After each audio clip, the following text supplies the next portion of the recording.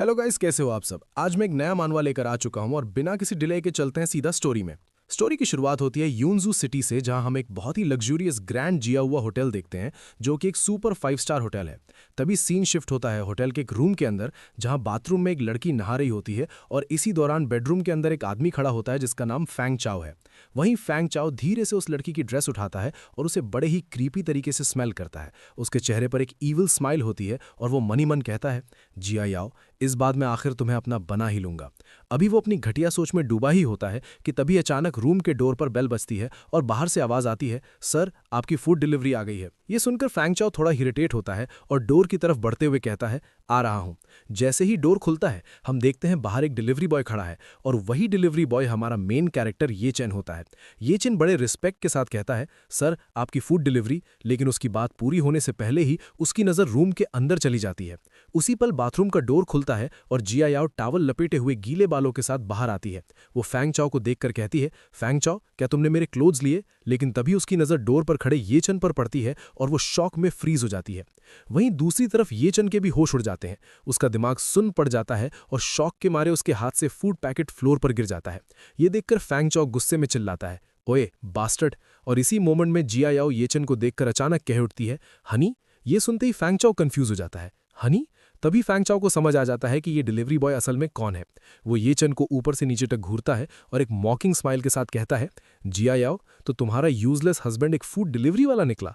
वो हंसते हुए अपनी किस्मत पर प्राउड फील करता है और मनी मन कहता है, मुझे यकीन नहीं हो रहा कि मैंने वैंग जिया याओ के निकम्मे हस्बैंड से ऑर्डर किया। इसी वक्त ये चन का गुस्सा फाइनली फूट पड़ता है और वो सीधा जिया याओ की आंखों में देखते हुए अपने दिल का दर्द बयान करता है, वैंग जिया याओ, मैं तुम्हारे वैंग फैमिली में 3 साल तक रहा, दिन में 3 बार तुम्हारे फैमिली को खाना खिलाया। वो आगे कहता है, डॉग की गंदगी साफ की, कैट को खाना दिया। मैं ये नहीं कहूंगा कि ये मुश्किल था, लेकिन कम से कम मैंने तुम्हारे साथ सही किया।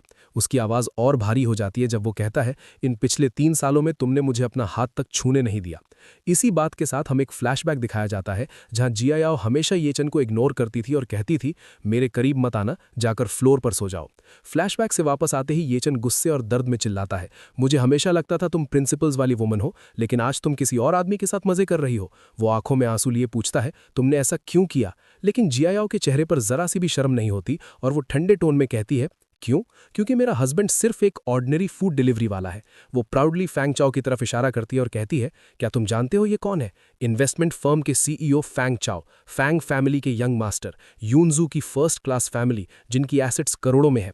फिर वो ये चन को गंदी नजरों से देखकर कहती है, सिर्फ इनके जैसे आदमी ही मेरे लायक है, तुम जैसे पुअर लोग नहीं। इसी मौके का फायदा उठाते हुए फैंग चाओ जिया याओ के शोल्डर पे हाथ रखता है और एरोगेंट टोन में ये चन से कहता है, ये देखते हुए कि तुम जिया याओ के हस्बैंड हो, मैं कोई कंप्लेंट फाइल नहीं करूंगा, समझ लो खाना डॉग्स को खिला दिया। फिर वो और इंसल्ट करते हुए कहता है, अगर तुम यहीं नीज पर बैठकर माफी मांगो तो मैं तुम्हें 5 स्टार रेटिंग दे दूंगा। ये सुनकर ये चन मनी मन कहता है, तुम दोनों कितने शेमलेस हो, सिर्फ इसलिए क्योंकि तुम रिच हो। और इसी मोमेंट पर फैंग चाओ जिया याओ के और करीब आते हुए कहता है, जिया उसकी चिंता मत करो, हम दोनों। लेकिन उसकी बात पूरी होने से पहले ही ये चन आगे बढ़ता है और पूरी ताकत से फैंग चाओ का गला पकड़ लेता है और चिल्लाता है, रुक जा एनिमल कहीं के। फैंग चाओ का सांस घुटने लगता है और वो पेन में करहा उठता है, आह दर्द हो रहा है, छोड़ मुझे। ये देखकर जिया याओ उल्टा ये चन पर चिल्लाने लगती है, ये चन तुम्हारी हिम्मत कैसे हुई उन पर हाथ उठाने की। और आगे धमकी देते हुए कहती है, अगर अभी बाहर नहीं निकले तो मैं सिक्योरिटी बुला लूंगी। इसी पल ये चन अपनी वाइफ को उस आदमी को बचाते हुए देखकर अंदर से टूट जाता है। वो फैंग चाओ को छोड़ देता है और सिर्फ एक नाम बोल पाता है, वैंग जिया याओ। तभी ये चन को अपना पास्ट याद आता है जहां फ्लैशबैक में उसके ग्रैंडफादर कहते हैं, ये वही फियांसे है जो मैंने तुम्हारे लिए चूज की है। ये चन मनी मन सोचता है, जब मैंने उसे पहली बार देखा था मुझे लगा था मैं उसके साथ एक खुश जिंदगी बिताऊंगा, लेकिन प्रेजेंट में लौटकर वो सोचता है वो सब सिर्फ मेरी विशफुल थिंकिंग थी। जाते जाते वो जिया याओ को एक लास्ट वार्निंग देता है, वैंग जिया याओ, मैं होप करता हूं एक दिन तुम्हें इस बात का रिग्रेट ना हो। और वो मुड़कर वहां से निकल जाता है। उसके जाते ही जिया याओ चीख कर कहती है, रिग्रेट, मेरी जिंदगी का सबसे बड़ा रिग्रेट तुम जैसे यूजलेस हस्बैंड का होना है। इसके बाद सीन चेंज होता है और हम बाहर आते हैं जहां ये चन अपनी स्कूटी पर बैठता है और तभी उसका फोन बजता है। वो फोन उठाता है और भारी आवाज में कहता है, हेलो तुआन तुआन डिलीवरी। और फोन के दूसरी तरफ से एक ओल्ड मैन की शांत लेकिन रिस्पेक्टेबल आवाज आती है जो कहता है, third young master, Wong family के लिए घर जमाई के रूप में आपका 3 इयर्स का कैरेक्टर ट्रायल आज ऑफिशियली खत्म होता है। ये सुनते ये चंद थोड़ा सा चुप हो जाता है और ओल्ड मैन आगे बोलता है, अगला ट्रायल एक बिजनेस ट्रायल है ओल्ड मास्टर ने पहले ही हुआ शेंग ग्रुप को एक्वायर कर लिया है और आपको उसका चेयरमैन बनाने का अरेंजमेंट भी हो चुका है। और इसी मोमेंट पर क्लियर हो जाता है कि ये चेन कोई ऑर्डिनरी डिलीवरी बॉय नहीं बल्कि एक बिलियनियर एयर था जो सिर्फ एक टेस्ट से गुजर रहा था। ये चेन के फेस के एक्सप्रेशंस धीरे धीरे चेंज होते हैं, उसका गुस्सा शांत हो जाता है और वो काम टोन में कहता है, ठीक है, मैं समझ गया। इतना कहने के बाद ओल्ड मैन थोड़ी हिचकिचाहट के साथ पूछता है, ओल्ड मास्टर ये भी जानना चाहते हैं कि आप यंग मैडम के साथ कैसे रह रहे हैं। क्या हमें उन्हें फॉर्मली ये फैमिली में एक्सेप्ट कर लेना चाहिए और एयर्स में से एक बनाना चाहिए?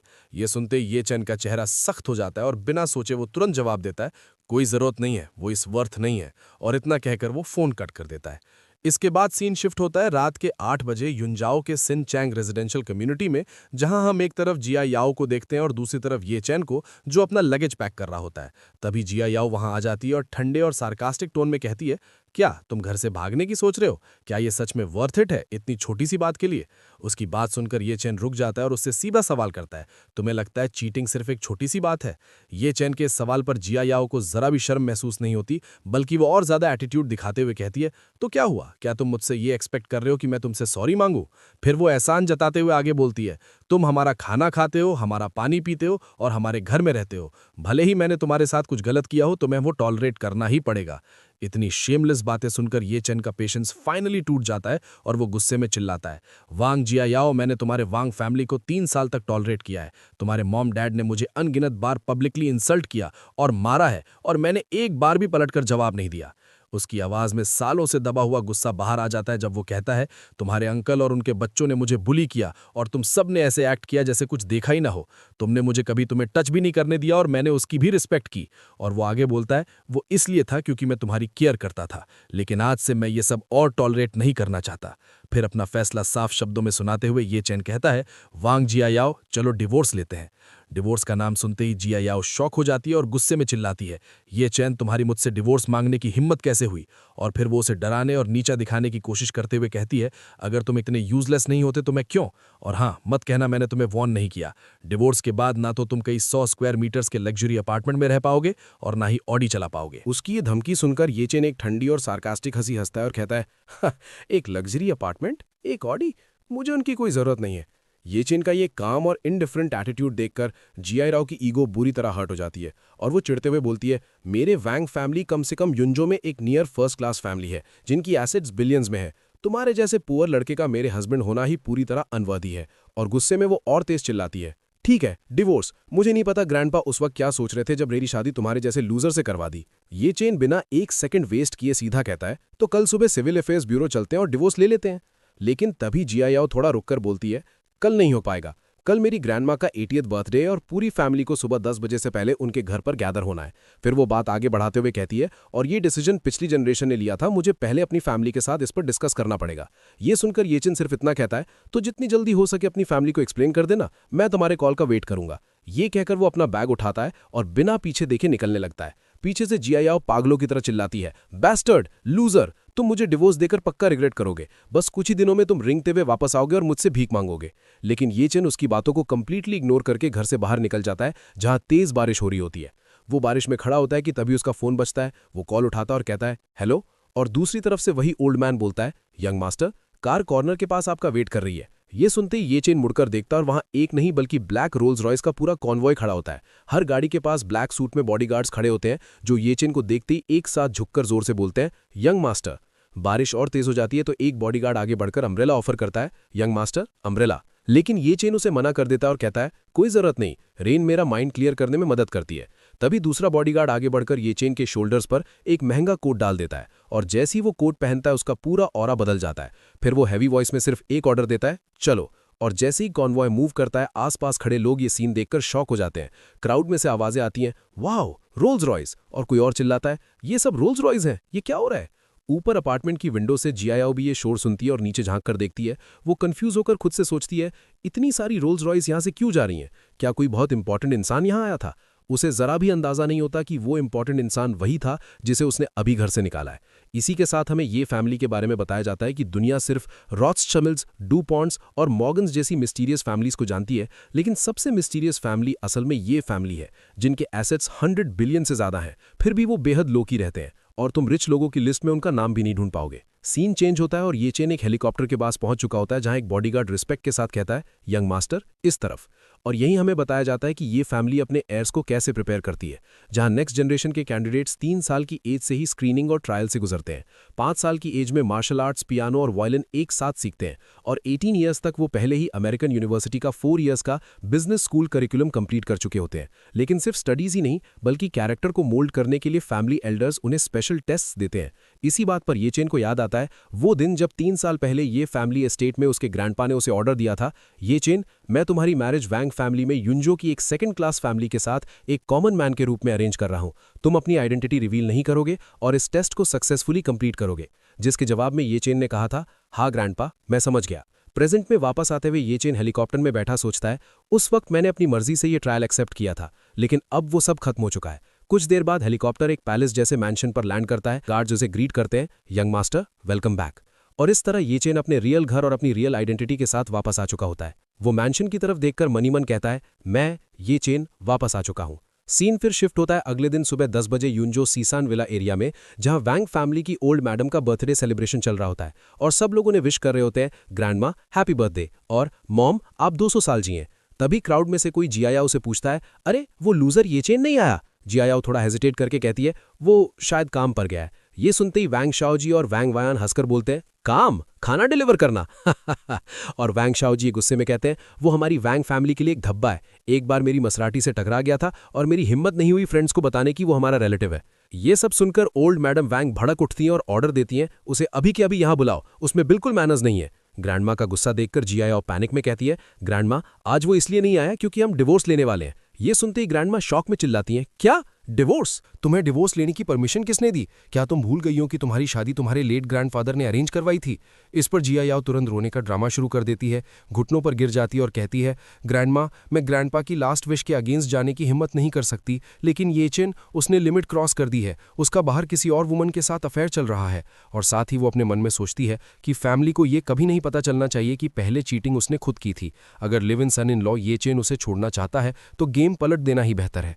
जियायाओ की ये बात सुनते ही ग्रैंडमा और ज्यादा भड़क जाती हैं और गुस्से में कहती हैं, क्या वो एनिमल? 3 साल तक हमने उसे रहने के लिए मैंशन दिया, चलाने के लिए लग्जरी कार्स दी और फिर भी वो तुम्हारे लिए लॉयल नहीं रह सका और दूसरी औरतों के पास चला गया। तभी वांग शाओजी बीच में बोल पड़ता है, जियायाओ बुरा मत मानना कि तुम्हारा एल्डर ब्रदर ये कह रहा है, लेकिन इसमें थोड़ी गलती तुम्हारी भी है। 3 साल हो गए तुम्हारी शादी को, लेकिन तुमने उसे कभी खुद को टच भी नहीं करने दिया। कोई सरप्राइज नहीं है कि ये चेन दूसरी विमेन ढूंढ रहा हो। या फिर तुम अपनी प्योरिटी इसलिए बचा रही थी ताकि उसे डिवोर्स देकर कोई नया रिच हस्बैंड ढूंढ सको। उस इडियट को तो ये समझ भी नहीं आया होगा। लेकिन ग्रैंडमा का गुस्सा कम होने के बजाय और बढ़ जाता है और वो सख्त आवाज में कहती हैं, चाहे जियायाओ ने कुछ भी किया हो, फिर भी ये चेन को दूसरी औरत ढूंढने का कोई राइट नहीं है। उस एनिमल को अभी के अभी यहां बुलाओ, मैं आज उसे हमारी फैमिली का जस्टिस दिखाऊंगी। ग्रैंडमा का ऑर्डर सुनते ही जियायाओ डरते हुए हाँ हाँ कहती है और तुरंत फोन मिलाती है। कॉल कनेक्ट होते ही ये चेन दूसरी तरफ से पूछता है, क्या बात है? और जियायाओ अकड़ के कहती है, ग्रैंडमा तुम्हें यहां बुलाना चाहती हैं। लेकिन ये चेन बिना सोचे सीधा जवाब देता है, नहीं आ रहा, और इतना कहकर फोन कट कर देता है। ये देखकर जियायाओ गुस्से से भर जाती है और मन ही मन सोचती है, इसने मेरे फेस पर फोन कट करने की हिम्मत कैसे की? फिर वो ग्रैंडमा को बताती है, वो नहीं आ रहा। ये सुनते ही ग्रैंडमा का टेम्पर पूरी तरह से हाई हो जाता है और वो गुस्से में कहती हैं, एक घर जमाई की औकात डॉग से ज्यादा नहीं होती और फिर भी इतनी हिम्मत की टैंट्रम्स दिखाए। शाओजिए तुम जाओ और उसे पकड़कर मेरे पास ले आओ। शाओजिए खुश होते हुए कहता है, ठीक है, और मन में सोचता है कि ये चेन को फिर से पीटने का परफेक्ट मौका है। ये कहकर वो वहां से निकल जाता है।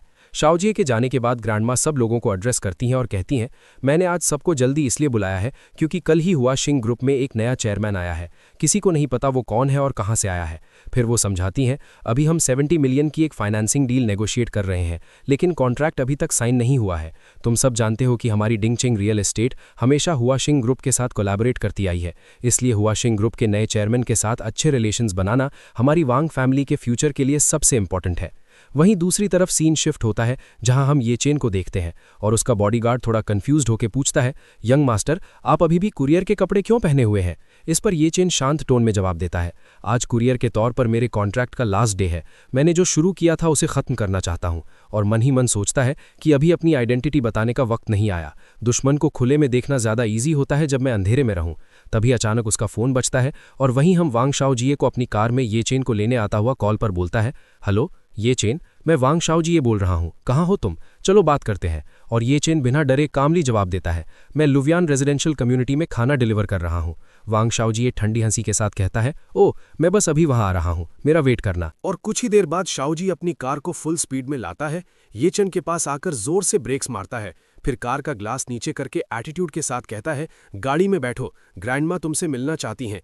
ये सुनते ही ये चन बिना रुके सीधा जवाब देता है, भले ही तुम्हारी ग्रैंडमा वांग जिया याओ के लिए बैक करें, कोई फायदा नहीं है, मैं ये डिवोर्स लेकर ही रहूंगा। ये चन की बात सुनते ही शाओजी भड़क उठता है और गुस्से में चिल्लाता है, क्या तुम पागल हो गए हो, मेरी ग्रैंडमा तुमसे बैक करेंगी, वो तुम्हें फैमिली जस्टिस देना चाहती हैं। इस पर ये चन कामली पूछता है, फैमिली जस्टिस किस बेसिस पर? यह सवाल सुनते ही शाओजी और भड़क जाता है और उंगली उठाकर ब्लेम लगाता है, किस बेसिस पर? तुमने बाहर एक फकिंग वुमन ढूंढी है, चाहे जो भी हो, वांग जिया याओ अभी भी वांग फैमिली की मेंबर है, तुमने वांग फैमिली के साथ गलत किया है, इसलिए तुम मरने के लायक हो। ये सुनते ही ये चन धीरे से अपना हेलमेट उतारता है और सरप्राइज के साथ पूछता है, मैंने बाहर वुमन ढूंढी है, क्या वांग जिया याओ ने ये कहा? और अगले ही पल वो अपनी हंसी रोक नहीं पाता और जोर से हंसता है, फफ। उसकी हंसी देखकर शाओजी चिढ़कर पूछता है, तुम हंस क्यों रहे हो? तभी ये चन का फेस एकदम सीरियस हो जाता है और वो मन ही मन गुस्से में कहता है, वांग जिया याओ, वो शेमलेस औरत, लोगों को बुली करने की भी एक लिमिट होती है। ये चन के इस बदलते हुए ऑरा को देखकर शाओजी के दिल में थोड़ा सा डर पैदा हो जाता है और वो मन ही मन सोचता है, ये क्या हो रहा है? ये चन का एक्सप्रेशन सडनली इतना स्कैरी क्यों हो गया, जैसे कोई सुपीरियर सबको नीचे देख रहा हो।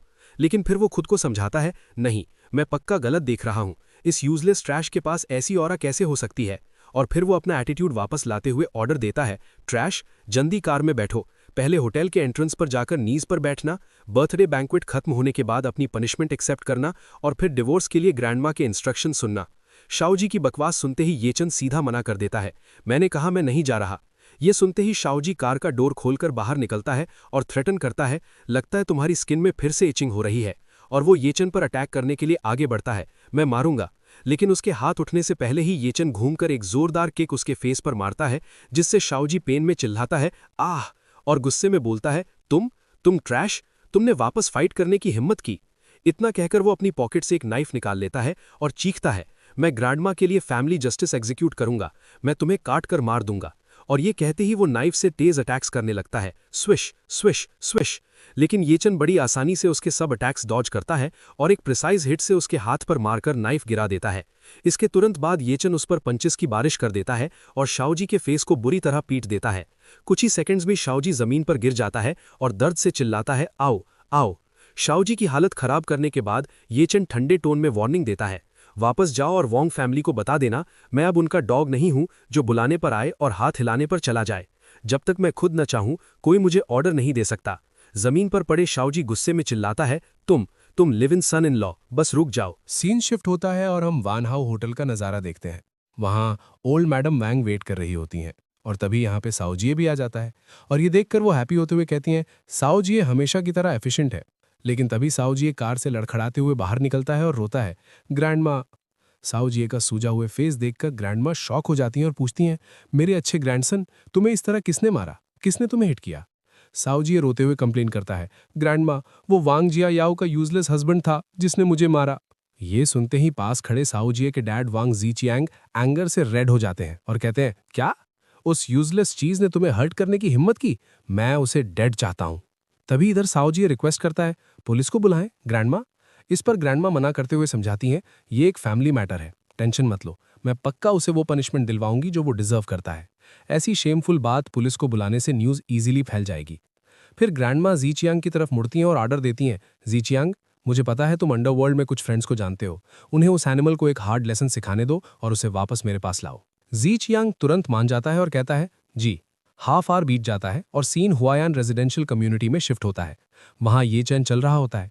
तभी दो बड़े गूंज उसका रास्ता रोक लेते हैं और पूछते हैं, ये चैन है ना, हमारे साथ चलो। उन्हें देखकर ये चैन समझ जाता है और कहता है, फिर से वांग फैमिली ने भेजा है, राइट? आज फूड डिलीवर करने का मेरा लास्ट डे है, मैं कहीं नहीं जा रहा।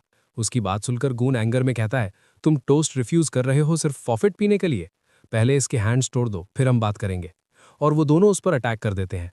लेकिन अगले ही पल वहां से सिर्फ चीखने की आवाजें आती हैं, आह, आऊ। और उस सभी को पीटने के बाद ये चन अपनी डिलीवरी बैग चेक करता है और रिलीफ की सांस लेते हुए कहता है, लकीली काम अफेक्ट नहीं हुआ। लेकिन तभी उनमें से एक गून हिम्मत करके पीछे से अटैक करने के लिए उठता है और चिल्लाता है, रुक। ये सुनते ही ये चन बिना पीछे मुड़े बस एक जोरदार बैकहैंड पंच मारता है, जिससे वो गूंद हवा में उड़ता हुआ दूर जा गिरता है और वहीं ढेर हो जाता है। ये चन वापस अपना बैग चेक करता है और कहता है, लकीली टेक आउट ठीक है। इसके बाद वो अपनी स्कूटर पर बैठता है और अगले डेस्टिनेशन की तरफ निकलते हुए कहता है, बस एक लास्ट ऑर्डर बचा है। और उसके बाद सीन शिफ्ट होता है वानहाउ होटल की तरफ, जहां वांग फैमिली की पार्टी चल रही थी। और तभी वांग जीचियांग घबराया हुआ अपनी मॉम को बताता है, मॉम, जो प्रोफेशनल गूंज मैंने हायर किए थे वो ये चन के हाथों क्रिपल हो गए हैं। ये सुनकर ओल्ड मैडम वांग शॉक हो जाती हैं और एंगर में पूछती हैं, क्या क्या कोई नहीं है जो इस एनिमल को हैंडल कर सके? उनकी ये बातें सुनकर आसपास खड़े गेस्ट सरप्राइज हो जाते हैं और आपस में विस्पर करने लगते हैं, माय गॉड, मैंने सच में ये एक्सपेक्ट नहीं किया था। क्या वो useless live in son in law एक मार्शल आर्टिस्ट हो सकता है? तभी पास खड़ा एक ओल्ड मैन कहता है, ओल्ड मैडम, मिस्टर माकुन जो युनजाओ में 1-to-1 डिलीवरी के जनरल एजेंट है, वो बर्थडे की विश देने आए हैं। ये नाम सुनते ही जीचियांग अपनी मॉम से कहता है, क्या ये येचन का बॉस नहीं है? मॉम, मेरे पास एक अच्छा आइडिया है। अगली सीन में हम देखते हैं कि 2-on-2 डिलीवरी के जनरल एजेंट मा कुन हाथ में एक महंगी वाइन बॉटल लिए अंदर एंटर करते हैं। वो बड़े अदब के साथ आगे बढ़ते हैं और मुस्कुराते हुए कहते हैं, ओल्ड मैडम वोंग, मैंने सुना है आपको ड्रिंक करना पसंद है। ये लीजिए 90 रोमनी कोंटी की एक बॉटल स्पेशली आपके लिए। हैप्पी बर्थडे और दुआ करता हूं आप लंबी और हेल्दी जिंदगी जिएं। इसके बाद ओल्ड मैडम वैंग गिफ्ट तो एक्सेप्ट कर लेती हैं, लेकिन उनका चेहरा उतरा हुआ होता है। वो धीमी आवाज में कहती हैं, शुक्रिया प्रेसिडेंट माँ। उनका मूड देखकर माकुन थोड़ा कंसर्न्ड हो जाता है और पूछता है, ओल्ड मैडम वैंग, क्या बात है, आप थोड़ी अपसेट लग रही हैं। तभी ओल्ड मैडम गहरी सांस लेते हुए जवाब देती हैं, बॉस माँ, मुझे आप पर हंसने का डर नहीं, लेकिन हमारी वैंग फैमिली इस वक्त एक सीरियस फैमिली ट्रबल से गुजर रही है। उसके बाद बात को आगे बढ़ाते हुए जी चैंग बीच में बोल पड़ता है, क्या आपको ये चैन याद है, मेरे छोटे भाई के फैमिली का वो घर जमाई? ये सुनकर माकुन थोड़ा हैरान हो जाता है और तुरंत पूछता है, आप कह रहे हो कि उस घर जमाई ने सिर्फ चीट ही नहीं किया बल्कि आपके यंग मास्टर को जख्मी भी कर दिया? इसके बाद माकुन मन ही मन सोचता है, उस घर जमाई की इतनी हिम्मत कैसे हुई वैंग फैमिली को प्रवोक करने की। फिर वो अफसोस भरे टोन में कहता है, अफसोस की बात है युनजो में मेरे ज्यादा कनेक्शंस नहीं है, वरना मैं खुद उस एहसान फरामोश बेकार इंसान को सबक सिखाता। ये सुनते ही जी चैंग जल्दी से कहता है, नहीं नहीं बॉस माँ, आप बहुत हम्बल हैं, आप इस मामले में एक्चुअली मदद कर सकते हैं। फिर वो थोड़ा आगे झुककर कहता है, वो कमीना आपका एम्प्लॉय है, 2-on-2 डिलीवरी में काम करता है। ये सुनकर माकुन पूरी तरह शॉक हो जाता है, क्या ये चेन 2-on-2 डिलीवरी का एम्प्लॉय है? सच्चाई कंफर्म होते ही उसके चेहरे पर एक कॉन्फिडेंट स्माइल आ जाती है और वो कहता है, प्रेसिडेंट वैंग, ये मामला अब मुझ पर छोड़ दीजिए। इसके बाद माकुन तुरंत अपना फोन निकालता है और कॉल लगाता है, हेलो लिटिल चाय, चेक करो ये चेन की एम्प्लॉय आईडी और उसकी करंट लोकेशन। फिर शातिर मुस्कान के साथ ऑर्डर देता है, गुड, उसे तुरंत एक ऑर्डर असाइन करो, लोकेशन वानहाउ ग्रैंड होटल। 15 मिनट बाद हम ये चन को होटल के बाहर पहुंचते हुए देखते हैं। वो फोन पर कहता है, मिस्टर मा, आपका फूड डिलीवरी आ चुका है, मैं वानहाउ होटल के एंट्रेंस पर हूं। दूसरी तरफ से माकुन ठंडे टोन में कहता है, अंदर लेकर आओ। ये चन होटल को देखकर थोड़ा सस्पिशियस हो जाता है और मन ही मन सोचता है, वानहाउ ग्रैंड होटल युनजो का बेस्ट बर्थडे बैंक्वेट होटल है, वांग जिया याओ की पूरी फैमिली यहीं होगी। फिर वो फोन पर पोलाइटली कहता है, होटल पॉलिसी के अकॉर्डिंग डिलीवरी ड्राइवर्स को अंदर अलाउ नहीं होता, प्लीज आप बाहर आकर ले लीजिए। इधर अंदर खड़ा माकुन जो ओल्ड मैडम के साथ होता है, फोन पर कहता है, ठीक है, एंट्रेंस पर वेट करो, और फोन काट देता है। तभी बाहर खड़ा ये चन अचानक कई फुटस्टेप्स की आवाज सुनता है और समझ जाता है, डैम इट, ये एक ट्रैप है। और तभी माकुन ओल्ड मैडम वैंग और पूरी वैंग फैमिली के साथ बाहर आता है और रिस्पेक्टफुली ओल्ड मैडम को रास्ता दिखाते हुए कहता है, ओल्ड मैडम वैंग इस तरफ। फिर माकुन सीधा ये चन के सामने आकर अकड़ के साथ ऑर्डर देता है, अपनी यूनिफॉर्म और वर्क बैच उतारो, अभी के अभी। कंफ्यूज्ड ये चन पूछता है, तुम्हारा क्या मतलब है? उसके कंफ्यूजन का मजाक उड़ाते हुए शाओजी जोर से हंसता है और कहता है, इडियट, क्या तुम जानते हो ये कौन है? ये तुम्हारे टॉप बॉस हैं, माकुन, 2-on-2 डिलीवरी के जनरल एजेंट। तभी माकुन धमकी भरे टोन में कहता है, अगर तुम्हें यकीन नहीं तो मैं मैनेजर कई से कॉल करवा देता हूं। इसी वक्त येचन का फोन बजता है और कॉल उठाते ही दूसरी तरफ से मैनेजर चिल्लाता है, येचन, तुमने प्रेसिडेंट मा को कैसे ऑफेंड कर दिया? तुम ऑलरेडी फायर हो चुके हो। मैनेजर की बात सुनकर येचन का गुस्सा और डिसअपॉइंटमेंट दोनों साथ फूट पड़ते हैं और वो मन ही मन सोचता है, मैं अपना डिलीवरी करियर पीसफुली खत्म करना चाहता था, लेकिन इस बास्टर्ड ने सब बर्बाद कर दिया। तभी माकुन चीखता है, जल्दी करो, कपड़े उतारो, तुम फायर्ड हो, और प्रेशर बनाते हुए जोर से बोलता है, स्ट्रिप, सब उतार दो। गुस्से में येचन अपनी जैकेट उतार देता है। ये देखकर शाओजी ये वीडियो रिकॉर्ड करते हुए जोर जोर से हंसता है और कहता है, हा हा हा, बिल्कुल कुत्ते जैसा लग रहा है। उसके बाद जिचियांग भी आगे आता है और ताना मारता है, बेकार चीज, अब कहाँ गई तुम्हारी एरोगेंस? मेरे बेटे को मारने की हिम्मत की थी ना? येचन उन सबको इग्नोर करते हुए कामली कहता है, बॉस माँ, सुना है इस साल आपका तुआन डिलीवरी के साथ एजेंसी कॉन्ट्रैक्ट एक्सपायर हो रहा है। ये सुनकर माकुन शौक और गुस्से दोनों में आ जाता है। मन ही मन सोचता है इसे कैसे पता, लेकिन ऊपर से एटीट्यूड दिखाते हुए कहता है इससे तुम्हारा क्या लेना देना। और फिर ये चेन डिक्लेयर करता है रिन्यूअल डिस्कस करने के लिए कैपिटल जाने की जरूरत नहीं है, तुम अब एजेंट नहीं रहोगे। ये सुनते ही माकुन भड़क उठता है और चिल्लाकर कहता है तुम समझते क्या हो खुद को? तुम कहते हो मैं एजेंट नहीं बन सकता तो मैं एजेंट नहीं बन सकता। क्या तुम जानते हो तुआन तुआन डिलीवरी के सीईओ के साथ मेरे रिलेशंस कितने टाइट हैं? तभी वहां बैठी ओल्ड मैडम वैंग बीच में इंटरफेयर देती हैं और एंगर से चीखती हैं ये चैन एनिमल नीज पर बैठो। वो सबके सामने अनाउंस करती हैं आज सभी गेस्ट्स के सामने मैं तुम पर फैमिली जस्टिस एग्जीक्यूट करूंगी। पहले तुमने चीट किया और जिया याओ के साथ गलत किया, फिर तुमने मेरे ग्रैंडसन को मारा। लेकिन ये चैन उनकी बात मानने से साफ इनकार कर देता है और पलटकर जवाब देता है ओल्ड थिंग ड्रीम्स देखती रहो, मैं क्यों नीज पर बैठूं। ये चैन की बदतमीजी देखकर ओल्ड मैडम उसे पुरानी बात याद दिलाती हैं। 3 इयर्स पहले जब तुमने हमारी वैंग फैमिली में मैरिज की थी, तुमने पर्सनली प्रॉमिस किया था। मैं तुमसे पूछती हूं क्या तुम्हारा वो पुराना प्रॉमिस अभी भी काउंट करता है? एक बार तुमने वैंग फैमिली के लिए कुछ हार्मफुल किया तो तुम मेरी वैंग फैमिली का जस्टिस एक्सेप्ट करोगे। इस पर ये चेन बिना डरे चेस्ट चौड़ा करके कहता है जो मैं ये चेन कहता हूं वो नेचुरली काउंट करता है। उसकी ये बात सुनते ही ओल्ड मैडम तुरंत ऑर्डर देती हैं अच्छा मेरी वैंग फैमिली का जायंट ड्रैगन रूलर लेकर आओ। जिस पर जी चियांग तुरंत कहता है जी। अगले ही पल एक चमचमाता हुआ गोल्ड का ड्रैगन रूलर लाया जाता है। इस स्कैरी वेपन को देखकर बताया जाता है कि इस चीज से फेस पर मार खाने से कम 3 डेज तक पेन होता है। कुछ और हिट्स और फेस सड़ जाएगा। रूल। ओल्ड मैडम एंगर में जी चियांग को ऑर्डर देती हैं मेरे लिए इसे 20 टाइम्स मारो। और जी चियांग रूलर हाथ में लेते हुए कहता है जी। तभी जिया याओ के डैड वैंग जीवान आगे आते हैं और कहते हैं मॉम ये मेरी गलती थी कि मैं अपने सन इन लॉ को ढंग से डिसिप्लिन नहीं कर पाया, मुझे पर्सनली इसे लेसन सिखाने दीजिए। लेकिन उसी वक्त जिया याओ आती है और अपने डैड के हाथ से वो रूलर छीन लेती है और कहती है मुझे करने दीजिए, वो मेरा हस्बैंड है, मुझे उसे मारने दीजिए। और गाइज इस मनुहा के चैप्टर्स अभी तक इतना ही आया था और ये मनुहा कैसा है कमेंट करना और बताना और तब तक के लिए बाय बाय।